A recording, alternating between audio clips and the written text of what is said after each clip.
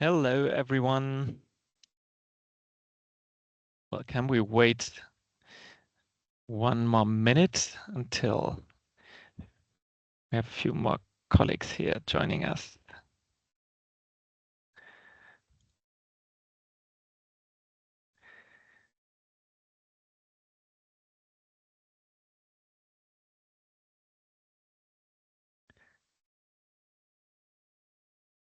Maybe before we can start, you can already write your name and your organization in the chat, and where are you coming from?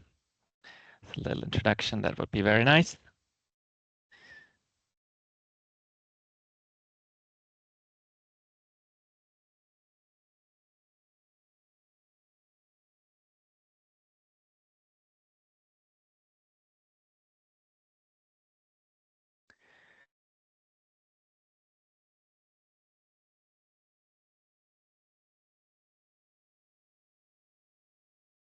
Okay, so then let's get started.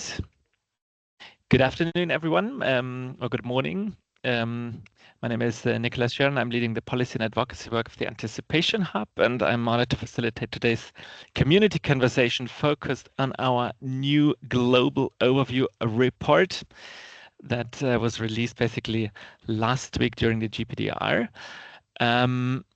This session today is titled Anticipatory Action in 2024. What does the data tell us? And today's purpose is to present the key findings from our flagship report and reflect on them as a community.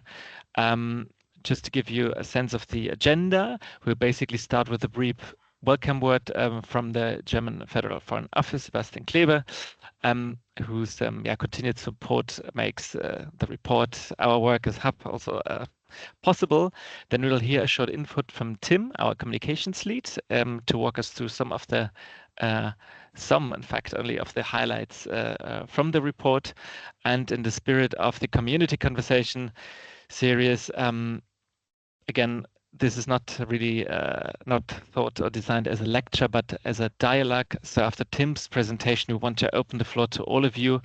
I reached out to some of you to get us started with the conversation, but I want to encourage you all to come in, ask questions, share your perspective, challenge findings, or suggest areas for deeper discussion, further improvement. This is basically the space for collective sense making. We'll then close with a brief outlook, as of course, after the report is also before the next report, and some closing words from Alessandra. Just as little housekeeping, as might have heard earlier, the session is being recorded, so you can watch it again later or share it with colleagues that were not able to join us live. And throughout the session, I want to encourage you to use the chat actively, drop questions, reflections, relevant links, whatever comes to your mind, and we'll bring your comments into the conversation as we go. And with that, I'd like to hand over to Sebastian for a quick welcome. Sebastian, over to you. Thank you very much, Nikolas. Hello, everyone. It's a pleasure seeing you. So many familiar faces. As GFFO, we are very glad to support the publication of the report because we think it's a very useful document, and we think that and hope that it's also useful for you. And thanks to the Hub and all the organizations that contributed to it, I think the report allows a global stock taking on anticipatory action in spatial terms and hazard types, where does what exist, but also in terms of time. What is the momentum? Where can we see it? How is AA developed in comparison to the last year? We use the report also for internal purposes. It provides a good overview for colleagues as an introduction, for example, but also has chapters for in-depth info. So we use it also for internal documents, for speeches, for background files, and we also use it as an advocacy tool, in an internal and an external one. So that's in a nutshell. It's a lot of purposes actually where the report is useful for us. So I hope that you all can relate to that, and I hope that the report provides insights for your organizations. And with that, back to you, Nikolas. I have to excuse myself. I have to disconnect early, and sorry for the background noise. I'm in a hotel lobby. Thank you very much. Thank you very much, Sebastian, for this kind word, and great to hear that the report is useful. Of course, it should be useful, and that's our main goal, that is useful to the sector, to all of us who are involved in advancing the anticipatory action agenda. Okay, and now I'd like to hand over to Tim, who will walk us through some of the key findings of the report. Tim, over to you. Thank you very much. Let me just and if I can encourage you to switch off the microphone, that would be wonderful. Thank you. So hopefully you can see the presentation on the screen now. So the community conversation today is not really about the report, but really about the data that's in it. And I think the first point to make is thank you to everyone who sent their data into us and showed extreme patience while we checked it and messed about with it and sent it back to you for verification. So yeah, we really do rely on all our partners, and especially our AATF colleagues for submitting their data to us each year, because we can't really do the report without that. So yeah, thank you very much. We're going to come to the data in a minute, but as Nico mentioned, we would like to know your thoughts on the report. So we set up a short Mentimeter. Hopefully it will work. So you can go into there at any point during the call and let us know what you think with the questions there. And we'll look at the results of those a bit later on as well. So this year in the report, we actually moved the data about the activations a little bit earlier into the so it's the first map you'll see in the report, simply because that was kind of what most people seem to be interested in each year that we've done the report so far. They wanted to know where the activations took place, where did these frameworks get triggered, which hazards were they for, and how many people did they reach. And a quick look at the map there shows you that, well, most of the activations seem to be clustered around South America, also quite a few in southern and eastern Africa. And if you can zoom in, I'm not sure how big it is on your screen. Some countries have a high number of activations themselves. So there's quite a lot of drought activations in the countries in Southern Africa. You'll see there, quite a lot of those will have been linked to El Nino at the start of 2024. And also a little bit further east in Bangladesh and Pakistan and the Philippines, there's a high number of icons. Each icon on the map represents one activation. So there's some of the countries where the most activations took place and the hazards that they're for. And it's probably worth mentioning at this point as well that we capture the data for the report once a year, but we are also constantly updating the map that we have on the Anticipation Hub website, the global overview map. So please do check in on that if you want more up-to-date information. And we were doing our best to make sure that the two match up. Marius has been working very hard to put all the data that you submitted for the report onto the map. And that's the live version of this, if you see what I mean. Moving to the next slide. This is the summary of the data about the activations from 2024. And I think the main points that we saw here is that most of the figures are going up, which is positive. We want to see that in terms of anticipatory action. So there were more activations, there were more people reached, and quite a significant jump in the number of organizations involved. This is partly because I think we widened out the data collection process, so more NGOs and smaller organizations were able to submit data. But it does show quite clearly that more and more organizations are starting to use this approach. One of the interesting points about this data that I'd be interested to hear what people think is that although the number of activations went up, the total amount of funding decreased compared to 2023. So in 2023, we had 198 million US dollars released for activations. And this year, despite having more activations, the amount was lower. There's a possible reasons for this that we would need to talk about. So there were fewer what you might call sort of big activations, so $5 million US dollars or more. perhaps linked to a high number in 2023 linked to El Nino, but that's just kind of some initial thoughts from our side. So if anyone's got any more insights into why the amount of funding might have dropped from 2023, please do share them. We'd be interested to know what others are thinking based on their own work and experience in the sector. And so the next slide, the note shouldn't be there. This is the active frameworks in 2024. And again, it's fairly similar. If you look at the countries that are coloured dark blue, it's a lot in Eastern and Central Africa, Southern Africa, and Southeast Asia. One of the interesting points here, I guess, is if you look in particular at Bangladesh and the Philippines for cyclones and Zimbabwe for drought, there's quite a lot of active frameworks for one hazard. So that's different organisations who are working to anticipate the same hazard, but have got their own separate framework for it. And one of the themes in this year's report was how we can make sure that the sector is very well coordinated within countries, and there's been a lot of progress towards that. But I suppose it's a question more than a reflection, whether in future editions of the report we'll see fewer frameworks for cyclones in Bangladesh, because they'll be more coordinated. There'll be kind of one framework for several organisations, or whether it will be more the case that there'll be a national coordinating framework, which is what we've seen in Bangladesh for a couple of hazards, and also I think just recently in Fiji. And the other frameworks will kind of coordinate themselves around that and try and sort of align with that as closely as possible. So we'll be asking some of our experts what their thoughts are there shortly. And this is I picked out one of the figures here. So the most active frameworks are for drought and also floods. This year we put all the different categories of floods together, so they weren't too thinly spread across the graphs. Both of those had 49 different active frameworks in place. This again is somewhere where it'd be interesting to hear your thoughts, whether these are, I'm going to make up a word here, the most anticipatable hazards that there are out there. That, droughts give us a long lead time, and floods, I think, have very strong forecasts, so we kind of know quite reliably where they're going. And the other hazards, apart from cyclones, they've got far fewer. So whether it's kind of that anticipatory action works best for drought and floods could be one conclusion from that, or whether it's just that those are the hazards people were starting, organisations started with. And from now on, we're kind of we'll see those other numbers kind of at the bottom of the graph increasing in recent years as more and more frameworks get tested for different hazards and more different organisations try and apply the same approach to different countries. So we shall see.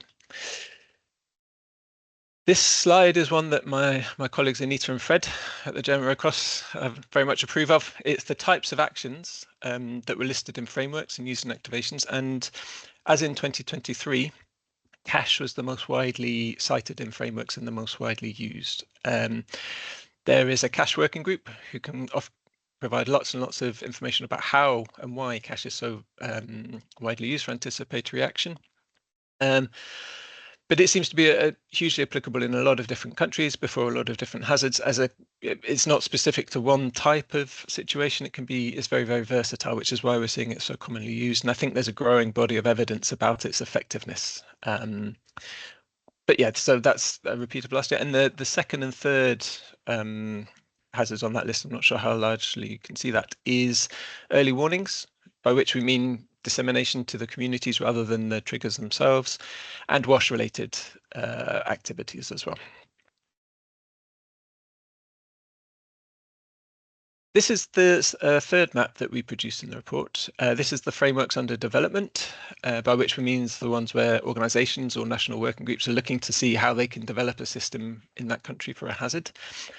Now, the interesting thing, I think, here is that for the first map, we see lots of Europe coloured in. So this is a change from 2023 and also a change from the other two maps from this year. There's an awful lot of work being done in Europe to develop frameworks, and a lot of this is being led by national societies, so national Red Cross societies in Europe. They're all working on hazards and anticipatory action hazards, including Germany, where I am now. And yeah, it's an interesting trend, and it would be interesting to know from the people here today whether other organisations, UN or NGOs, are also looking to expand anticipatory action within Europe, or whether it's just a Red Crescent approach for the moment, and some of the reasons behind that. And I think that also South America, the kind of northeast of South America, and also Central Asia, also seem to be regions where we're not yet necessarily seeing lots of active frameworks, but there's things are happening, there's things being developed, and the systems underway. In the report as well, we don't just map lots and lots of data, we also try and pick out a few thematic highlights from each year to give the readers an overview of kind of some of the wider trends that are happening in the sector and some of the kind of more important themes that developed. One of those where we do collect a bit of data, and also we had a case study this year from South Sudan, is anticipatory action in fragile conflict and violence affected settings. Anyone that's been to one of our dialogue platforms recently will know that this is quite a recurring theme. There's an awful lot of focus on this at the moment. We have a working group, the Conflict Practitioners Working Group, recently developed a toolkit about how to do anticipatory action in conflict, fragile and violence affected settings. But in the report, we also asked people completing the data and completing the surveys to list whether their activation or their frameworks are applicable in those settings. And I suppose this slide, this figure in the report, provides initial evidence that yes, it can be done. So 33 of the activations in 2024 took place in a country that has these settings in them. And as I think what certainly from the Anticipation Hub perspective is now we would like to sort of delve a little deeper into these examples and take some of the findings and lessons and sort of, what needs to be done differently, how much more challenging is it in different settings, and can we sort of see those numbers grow, and what needs to be done differently for a framework, what different approaches or structures need to be done in place. And there is, like I say, there's a lot of work going on about that in some of the other publications and with the working group. And so, like I say, the other theme that we started for the first time this year was about the institutionalization of anticipatory action. This was the dominant theme at last year's Global Dialogue platform. I think it was called mainstreaming then. We kind of use the terms slightly interchangeably. But it basically means, how much is the anticipatory action being driven by governments and incorporated into existing system plan structures for disaster risk management. This is an initial mapping, I think it's fair to say. So we weren't able to collect data from every country, but it gives an indication of where some of the initial steps, such as forming a national working group, having a dedicated person within the government or body within the government working on this approach. And so we're looking to build on this as well in future years, try and make a more comprehensive mapping of what's happening in each country. It's not really, I think it's fair to say, it's not a kind of a ranking or anything like that. It's just trying to see where the anticipatory action within the country is becoming a little bit more systemized and where governments are taking a stronger lead in driving things forward. We will have a longer paper coming out on this theme later this year, which Nico's working on. IFRC are also going to be releasing a paper on this theme as well. So yeah, those are something to look forward to later in the year. So that is the end of the slideshow. Like I say, there is far more data in the report, and all the data tables and figures are accessible on the Anticipation Hub website. We'll put the link in the chat again, and you can find that online. But yeah, it would be interesting to hear your thoughts about the trends, the data, and anything else that you may have read and come across in the report. Thank you. Over to Nico. Thank you very much, Tim, for this overview. Yes, that you will find much more information in the report and the developments, policy developments in the region and so on. So this was just here some of the few highlights that came out of the data. And now I'd like to open it up actually and discuss with you what to hear your thoughts, what you think about the data, what it tells us, what lesson we can learn from it. I'd like us to Julia actually to bring on board from OCHA to give us her thoughts. What do you think? What do you think are the main takeaways from your end from the report? What surprised you? What did not surprise you? Would you like to see the more developments? Over to you. Thanks a lot, Nico, and thanks, Tim, for having me, and also for this opportunity for all of us to discuss. I think it's a great way to do this. And I think huge thanks to the Anticipation Hub for running the report 3rd year in a row. I think it's hugely important to have this overview, and we all know how difficult it is within our own organizations to harmonize data and collect data. And for you to do this across all organizations and pull this together is quite a feat. So huge thanks to you for doing this on behalf of all of us. I think for me, what stands out obviously from an OCHA perspective is just the sheer number of frameworks. You mentioned it, 154 active frameworks plus 197 under development. And that really says to me coordination. We have apparently 8 active frameworks for cyclones in Bangladesh, 5 for riverine flooding. In the Philippines, we've got 7 frameworks for cyclones, and in Zimbabwe, 4 for drought. So I think it's the coordination and complementarity point is really important for us. I think we also, as a community, need to think a little bit about what that coordination means. I think it's not yet quite clear, because it doesn't necessarily mean that we have to all use the same trigger, right? Or that we have like a one-size-fits-all document. But I think there is, at least that's our big takeaway for OCHA, is that we need to look a lot more about how we can coordinate these initiatives and tie our efforts better together across different organizations. I think, we have a few good examples. I think there's from Bangladesh, the cyclone framework, and the flood, one of the flood frameworks is a good example where we list different other efforts, where we also highlight which of the partners are using the same triggers, and where we can, through these frameworks, coordinate targeting. And so what we really would like is to have, I think what we need to work towards is to have less sort of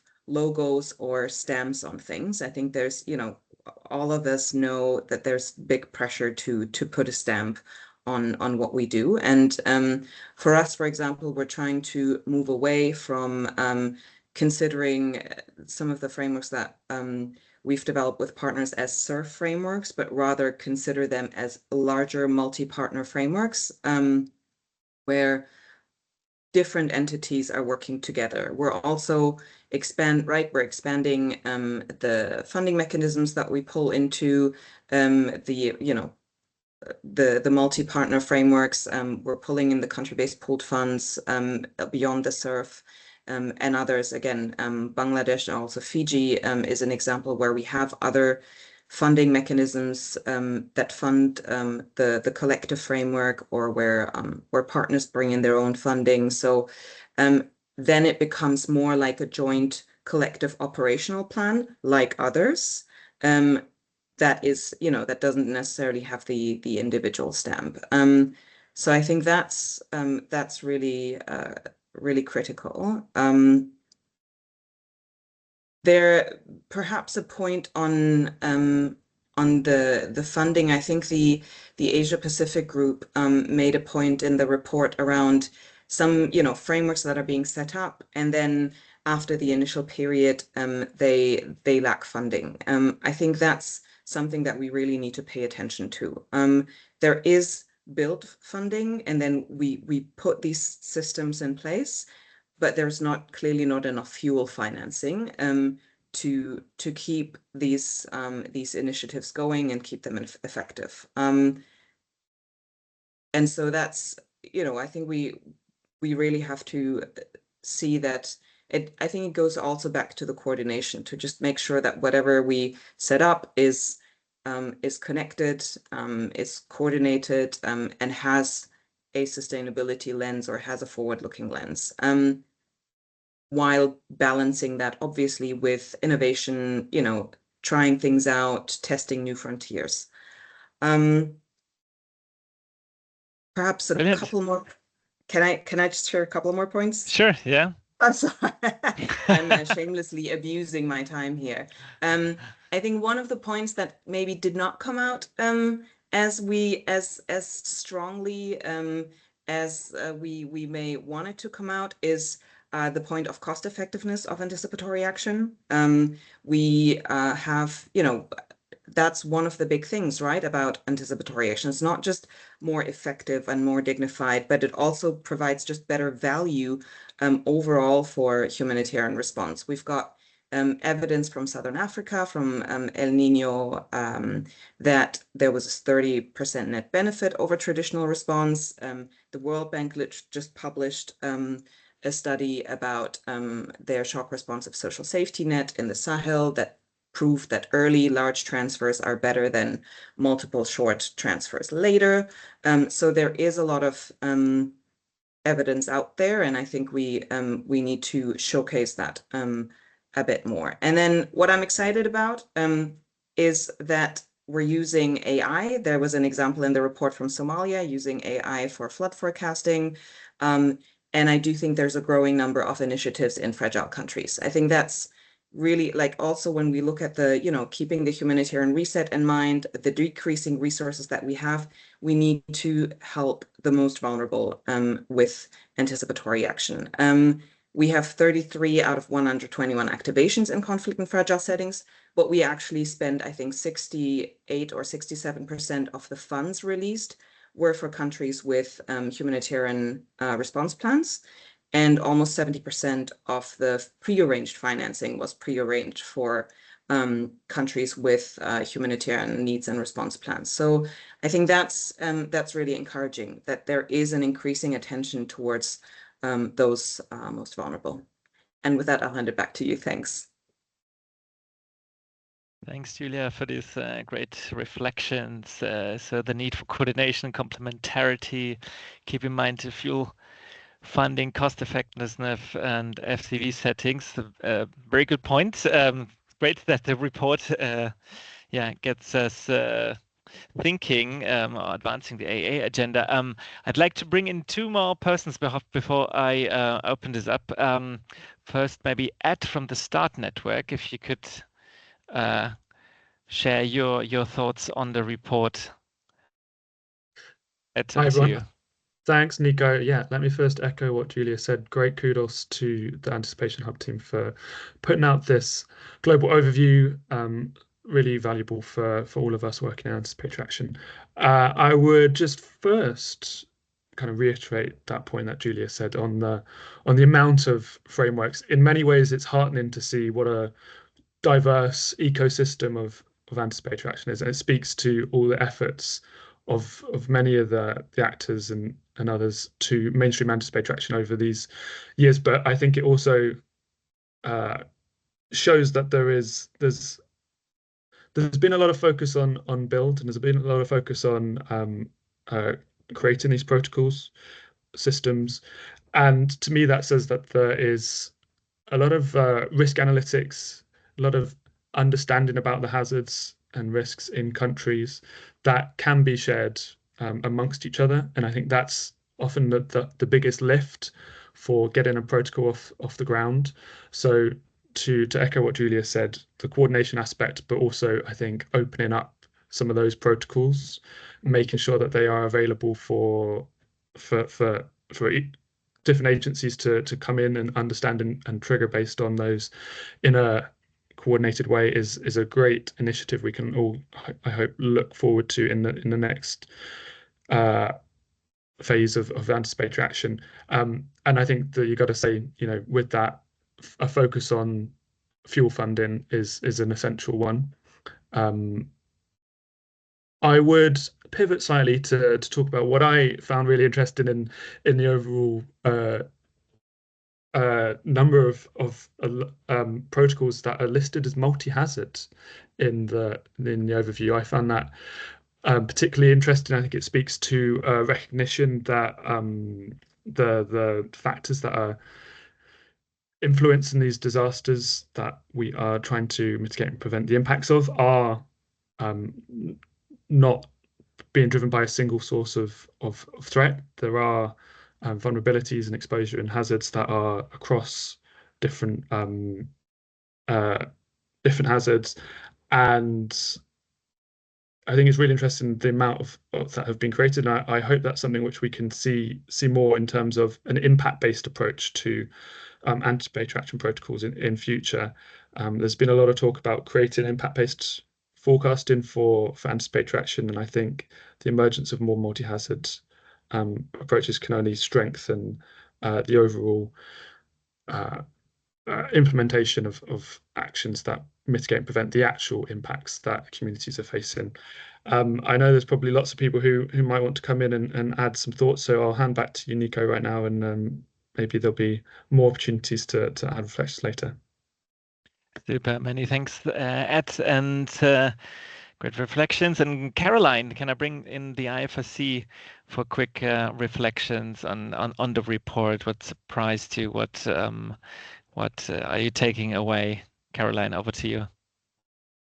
Thanks so much, Nico, and hi everyone. Great to see many familiar faces. I'm Caroline Industrial. I just rejoined IFRC as the lead for disaster risk reduction and resilience. And so one thing I want to say is that, we as practitioners in AA, we like to dig into all these details. But one thing that I really appreciate about this report is that it shows how much anticipatory action has grown and that it's actually happening.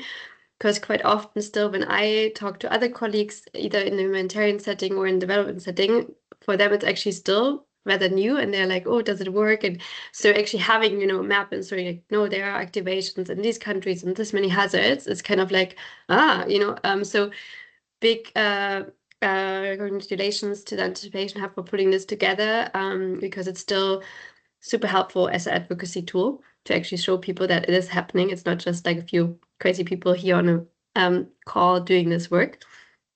And as IFRC, we're still super excited to see actually the growth of frameworks being under development. We do think it's great that it's being developed in the diversity of countries, because in every country there are still people who are highly vulnerable.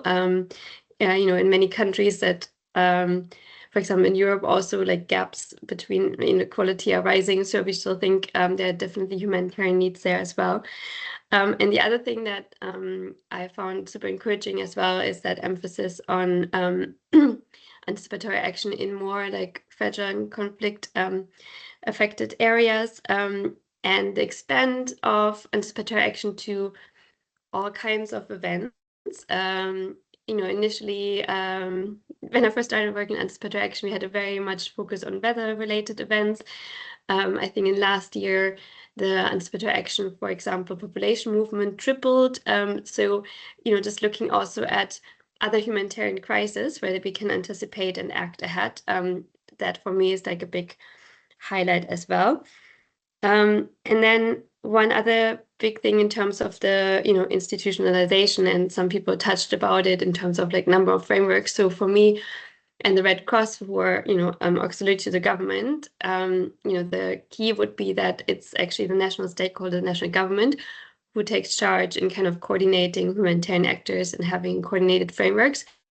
And for that, we're super proud and excited that last year at the international conference of the Red Cross that brings together governments and Red Cross, a resolution was passed on strengthening anticipatory action to protect people in crisis. So, we actually have a government signing up to support this. And so I know in some countries, some governments are already taking the lead, but we think that's a really encouraging trend as well. I think in terms of something that I was just curious about, which I think would be cool to explore in future report, is a little bit of a gap analysis, where there are some big events, disaster events in the last year where we didn't have a framework in place and couldn't activate, or maybe where there was for various reasons, and we do often have these as well, where there might be a missed event or a missed activation. So that would be also interesting, more just from a practitioner point, where we might need to focus again in the future, because there were some problems still, or there were some areas that were missed out.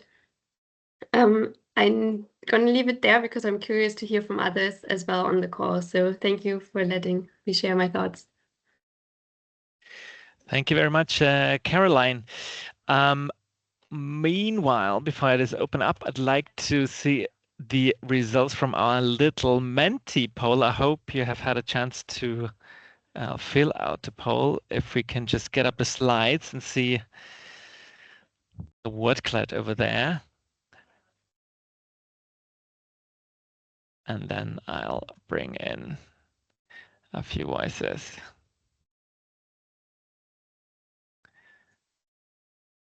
Is it showing? Yeah, so Good. What was the most interesting finding in the report? It seems the growth momentum. Yeah, we heard this also in the intervention just now, the overall growth, the institutional FAA, the proliferation of projects, diversity, yeah, of countries, hazards. Okay, it seems we're all here on the same line, but on the 7 responses yet I see, so please use the chance to fill out the poll. If you can go to the next slide. If you just go to Menti and use the code. What surprised you most about the data? We've only 4 results yet, right? Okay, then we bring in this later. And I'd now like to open up the floor for any comments or suggestions. I saw a hand somewhere. Let me just... Syed, is that correct? Please go ahead and unmute yourself. Yes, this is correct. Yes. Yeah, this is Saeed from Consumer in Pakistan. I'm also supporting the Start Network supported hub in Pakistan, which is the first hub established by support of Start Network. I mentioned in my chat also that it's good about the activation we are reporting. It's good report. It's very comprehensive report, encouraging report. Other organizations to join the anticipatory actions. Meanwhile, I would also suggest that we should not forget about the impact of the overall process of contingency planning, anticipatory actions, that we engage local organizations, international organizations, provincial government like PDMAs, NDMA. So it's more supporting the institutionalization of the anticipatory actions. It's a huge impact, like 1 year before, 2 years before. Most of areas, most of countries, the government were not, that much accepting the anticipatory action. So they are more looking for preparedness portions. But now they are, like in Pakistan, we did anticipatory action with NDMA. It is a good step by National Disaster Management Authority in Pakistan. And the impacts that looking on the local organization, at each district level, provincial level, we have this contingency planning. It's a huge contribution. And all stakeholders are participating. So I think maybe in next report and next year we can also contribute, put this also, which encouraging other organizations to be part of this process. It will be more wider humanitarian community will be participating in these things. Great, many thanks for that comments. Any other reflections? I see Carlotta, over to you. Thank you, and congratulations once more for the report. I think it's also quite useful, particularly because you kept it quite concise for all of the information that is there. And congratulations on the visuals as well. I think it's very useful for practitioners and also for us to engage with government and to advocate for anticipatory action more broadly. Yes, with the decline of humanitarian funding, of course, we know these figures on this investment case for anticipatory action and the $1 to $7 ratio and so on. But I was just reflecting on an experience that we had a few years ago in Malawi, and I see colleagues who are currently working in Malawi now. So a few years ago, I was part of the first anticipatory action pilot in Malawi, funded by the SURF, and it was not activated. So I think it also opens up the discussion on expectations management, including from the government, and also how can one explain that we have actual humanitarian needs that are currently not being covered, but we have potentially resources that are kept somewhere else for a crisis, but somehow because of how we design the triggers or for different reasons that those have not been activated. I think it might be interesting to explore that in future reports, because I think it's important to refine the triggers and the indicators and the methodology that we have. Coordination is key as well. But also, yeah, looking at prioritization sometimes is a little bit challenging to explain that to partners. And then thinking about the current context of Ukraine, what I'm working on right now, we are still trying to figure out how that can look like in a context that is a conflict context, but where we still have a functioning government. And I've noticed that both in the previous experience and here as well, normally UNICEF, we are a key social protection systems strengthening and coordination partner, including work on social registries and cash payments and so on. So any work that is related to top-ups is normally done together with us and our implementing partners, which quite often is the Red Cross as well.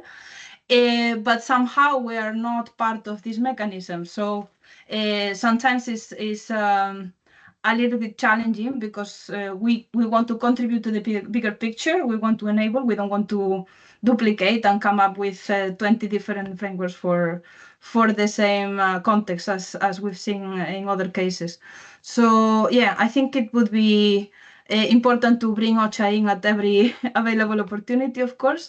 But I think for future reports, it would be interesting to zoom in onto those two issues. What happens when this is not activated and the rationale for that, and the cases where activation hasn't happened, and tracking that a little bit more, just to understand that is a risk that is there. And then to delve deeper into the coordination and systems strengthening and preparedness part on the social protection side, since cash is one of the key vehicles for AA. Thank you. Thank you, Gilotta. Someone else who wants to come in, which findings of the report do you think deserve more attention from donors or partners? Which trend or development surprised you? Yeah, but I see Damodar has his hand up. Damodar, over to you.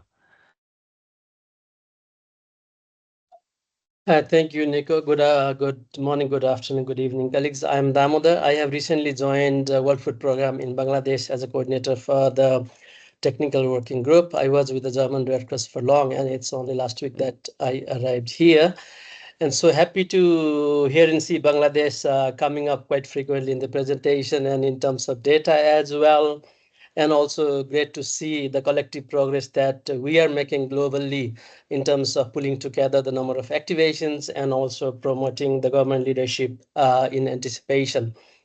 So what I would like to reflect or like to see a bit more is the qualitative dimension of the work that we are doing, a bit of nuances and shades, particularly in terms of the challenges different countries have encountered while they're pulling activations in different contexts, and also the challenges associated with fostering or promoting government leadership and collective approach in anticipation. So more of a qualitative dimension. I think that would add even more value to the numbers that we are talking of. Thank you. That's definitely also very helpful feedback to develop the report further, or our website further, which complements some of our information, of the information we provide in the report. Someone else that wants to come in here, for reflection on the report and the insights, anything that surprised you, did not surprise you, or I don't know, that even bored you or made you annoyed. I've got really I think Tim alluded to that in his presentation. I find it intriguing that the IFSC, the Red Cross is also working on anticipatory action in Europe. I'd be interested to hear also from others if I don't know, someone are working in this space, like putting this also on the agenda of European civil protection services and stuff.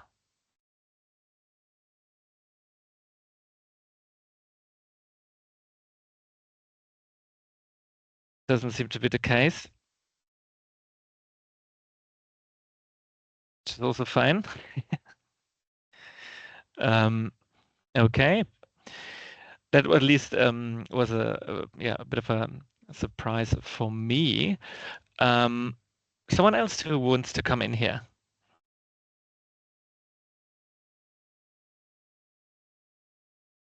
Juliet, over to you. Yeah, what are your thoughts?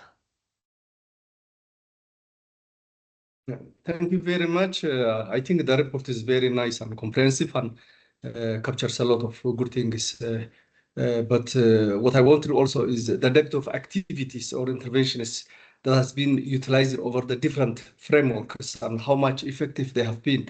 For example, one case study in the report indicates, how the stalking has been used, and in the pastoral context, the stalking is a powerful tool if used within the anticipatory action framework because of saving a lot of resources of the pastoral community. So some level of work, it seems that the importance of cash for anticipatory action has been highlighted, but more importantly is the stalking and other interventions that are more regret based with low cost, not that much transfers, but helps the community. So maybe in the future, a depth analysis of the key revolutionary activities or interventions would be a good one. But fully, very nice report. Thank you very much. Tim, is that? Yeah, if I may, I just reflect on Gilotta's comments. It's the report is really the data. So it would be nice if we had more time, or I have more time or energy to kind of go into every aspect of what works and what doesn't, and kind of analyze a bit more the activations and the stories that we get from the data.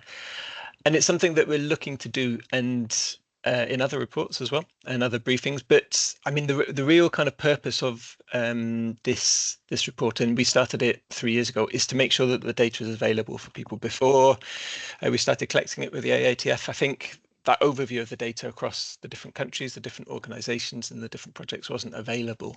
But we made a quite conscious decision at that time that we wouldn't kind of hide the data away and sort of keep it under lock and key. It's all available on the website, so that other people can use it. If there's certain aspects that people want to draw out about kind of, which countries have the most people reached or which countries have the most funding, the data is there for others to manipulate and to use how they would like. I think one of the things just about the data collection, we're trying to get the balance right between collecting enough data for the report to be useful and providing enough of a sufficient insight into what's happening around the world, but also not trying to gather so much data about, breaking down the number of people reached by hazard and by types of action, and kind of what you might call an impact assessment of each type of action in this report, simply because I think we'd still be working on the first one. There'd be too much information to deal with. And that's not to say that having that kind of impact assessment isn't useful and important. And as I think Julia mentioned earlier, we need to particularly show the cost effectiveness. But I suppose you could say that the data in this report is kind of based the overall global trends. And there's other reports out there to look at some of these trends in more depth and in a little bit more granularity. But yeah, it's perfectly reasonable to say. And I think one of the questions actually in the Q&A section, which I'm only just getting used to in Teams, that there's chat and Q&A. Yeah, very much. You can't just sort of split the figures in the report and say, well, 121 activations, 17 million people reached, let's divide that, because some types of action, early warnings, will reach hundreds of thousands of people in certain cases. Whereas I think one of the examples that I remember from the data was the Danish Refugee Council with their work to anticipate conflict in South Sudan. They're just reaching a few hundred people with their interventions. because it's very, very targeted on certain communities that are in conflict situations. And it's much, much more resource intensive. It's much more involved, perhaps, than disseminating early warning messages that the hazard is on its way.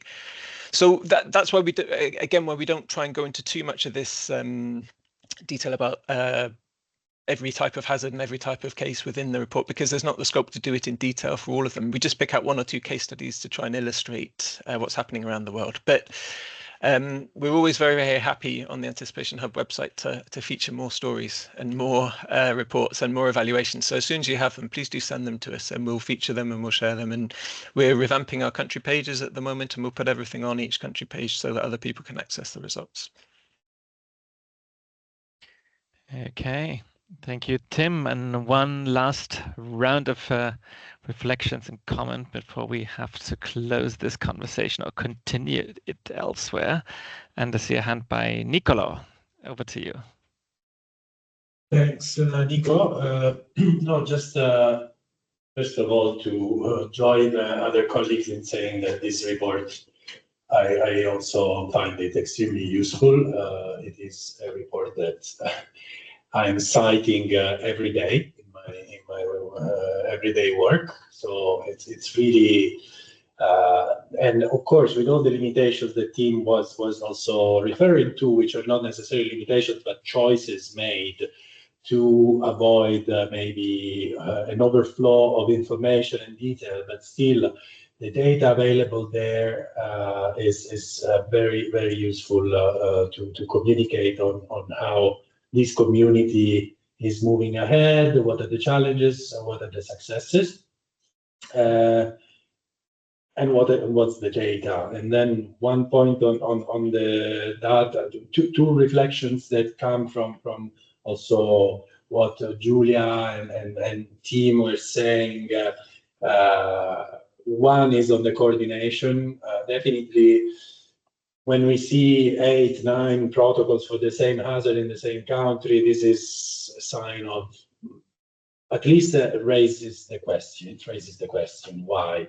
Is it in different places using the same approach, or the same place using different approaches, maybe because there are different sectors targeted by the different protocols and there's a slightly different approach to each.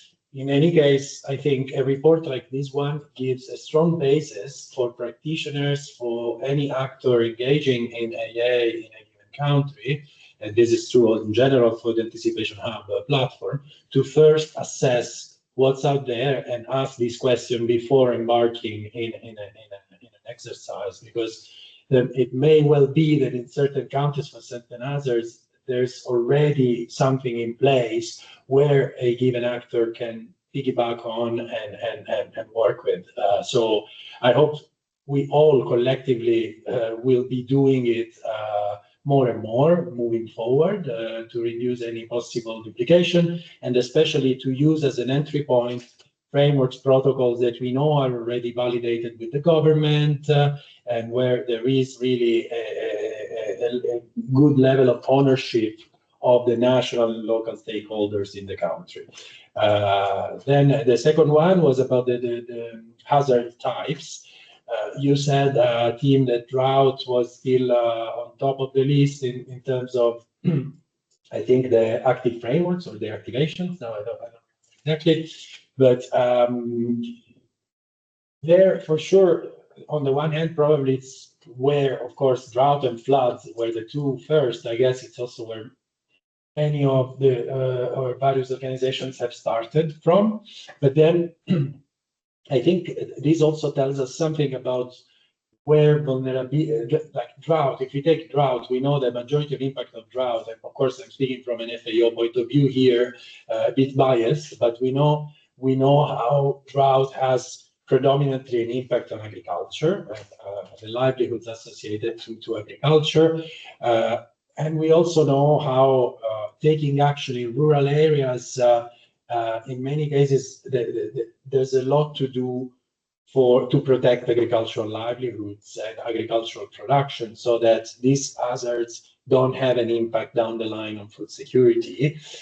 So I feel that there's still from the report, I see there's a lot of actions around agriculture, livestock, and of course, those actions are often linked to hazards like a drought, where you know that the majority of the impact is on agriculture. But the same is true for some of the other climate-related hazards that were on top of the list. So yeah, that was just a sectoral perspective. Great. Many thanks, Niccolò, also for that comment. And it's really a bit unfortunate that we are now running out of time, as I feel we're just getting going now and get the conversation going. I mean, there are a lot of things to discuss about. And personally, also, if I may share my reflections as well, I think the coordination, what does coordination really mean, how we can align our efforts without enforcing uniformity, and triggers, actions, activities, and across sectors and within the sector is probably a key question that I think comes out also in the report. I very much agree with this points made by Julia, Ed, and others. And yeah, I'm looking forward to the conversation. I hope the report will provide the basis for a lot of sessions coming up still this year. But yeah, as I mentioned at the beginning, after the report is before the report. So I'd now like to hand over to Tim to explain us a bit or provide a short outlook for next year's data collection and also what the report does and what it does not do. Tim, over to you. Yeah, there's an aeroplane going overhead, so apologies if it's a little bit loud just now. It's gone, right.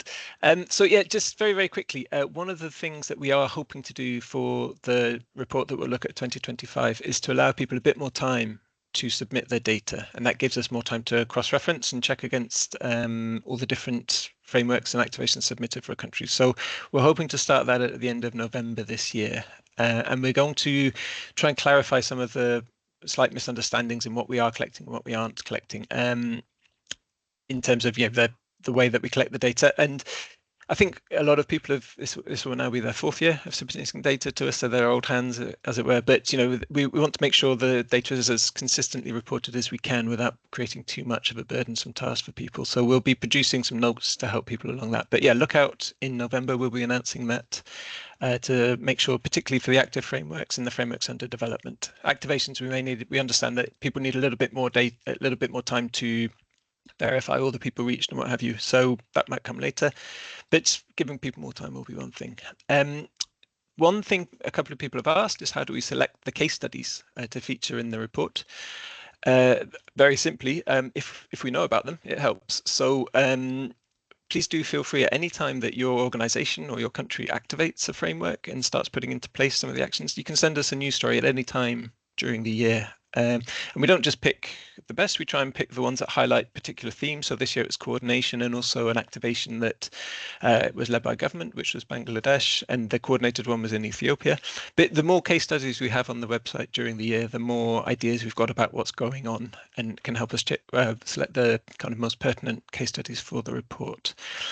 And like I said, we're going to try and keep the data collection process as user-friendly, shall I say, because we know it does place quite a burden on a lot of organizations to submit all this data, and there's lots of other reporting to do. So we probably won't, we're not looking to increase the amount of data we collect, even though there's other trends and bits of information that could be useful, just to try and keep that balance. But we are also looking to try and align the report a little bit more closely with the interactive map, which Maria shared in the chat. So there'll be chances to go into more depth if there's particular elements that you think need to be explored in more detail, or you would like to share more about how different actions that you implemented reach different numbers of people. So comparing cash with the early warning messages, we can do that on the website more easily than in the report. So yeah, we'll be looking to find more ways so people can share exactly, in as much detail as they feel able to, what's happening on the ground. And I think at this point, Alessandra would like to close the call because we just got a couple of minutes. So I'll hand over to her to provide the final words. Yes, thank you, team and colleagues and everyone who have been participating to this conversation today. So also just to say that this is just, we are kicking the conversation, right? Like Tim and Nico were mentioning a moment ago. In fact, particularly this year, we are also looking at, featuring, the report itself, the data and the conversation across the Dialog platform that we are hosting throughout the various regions. So also please be in touch with the organizing team, because we also want the data that we collect the report also be an opportunity and really, be used by colleagues, implementers, stakeholders at the regional level or sub-regional, and really make it available and useful to you. And so I think with that, and we are at the top of the hour, I just want to close with a wrap up with thank you note to the German Federal Foreign Office, with whom this work was made be possible and made available. We want to thank our partner, the Anticipatory Action Task Force colleagues, the signature of the Grand Bargain Caucus on Anticipatory Action, who provided the data to us, and to the many contributors, over 60 plus colleagues and members who have really helped us pulling all this information together, and also for your patience with us whilst we were collecting the data and cross-referencing. So thank you very much. And also, as mentioned, we look forward for more data, more news, more resources, more case studies on a regular basis, so we can also pick one as we go along throughout the year for them to be featured. And really for us it's really a great opportunity to showcase and bring together and synthesize so much richness of work, the work that you and your organization are leading, and the various activations and frameworks and that are going on out there. So thank you very much again. And without further ado, I just need to announce that the next community conversation we are hosting will be held on the second week of July, as we always do, and that will be in collaboration with Geosphere, and will be focusing on the use of hydromet data on anticipatory action. So thank you very much. Thanks everyone. Give it back the mic to you, Nico, for the final words. And thank you again, and really looking forward to continue these conversations in the weeks and months to come. Over. Right. Thank you very much for joining. That's it. Nothing to add. Thanks again. Have a wonderful afternoon. Bye. Thank you.